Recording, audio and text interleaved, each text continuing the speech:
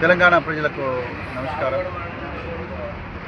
ఈరోజు మున్సిపల్ ఎన్నికల సందర్భంగా సంగారెడ్డి పట్టణంలో సంగారెడ్డి మాజీ ఎమ్మెల్యే శ్రీ జగ్గారెడ్డి గారు చాలా నీచంగా జుగుప్సాకరమైన భాషలో పోలీసు శాఖను అవమానించారు.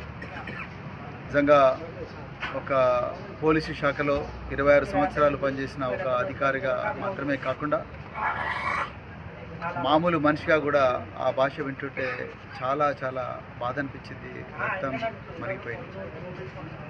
నిజంగా జగ్గారెడ్డి గారు మీరు చాలా సీనియర్ రాజకీయ నాయకులు, ఎన్నో సంవత్సరాల నుంచి రాజకీయాల్లో ఉన్నారు.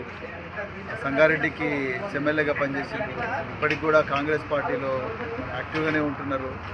మీ క్యాండిడేట్ను ముట్టుకుంటేనే మీరు సిఐని గాండుగాడు అంటున్నారు, నానా దుర్భాషలు ఆడుతున్నారు. ఇంకా హోంగార్డులను అయితే మీరు చాలా నీచంగా తిరుగుతూ ఉన్నారు.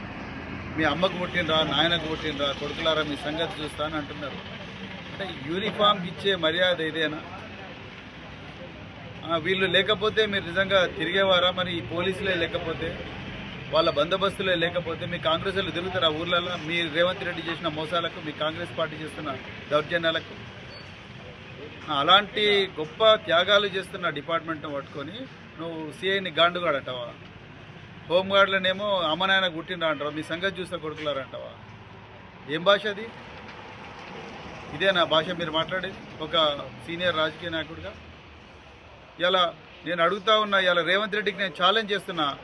రేవంత్ రెడ్డి గారు మీరే హోంమంత్రి, మీకు చేతనైతే లేదు. అందుకొరకే మీ దగ్గర ఉండే సీనియర్ రాజకీయ నాయకులు, అదేవిధంగా ఎమ్మెల్యేలు, ఎక్స్ఎమ్మెల్యేలు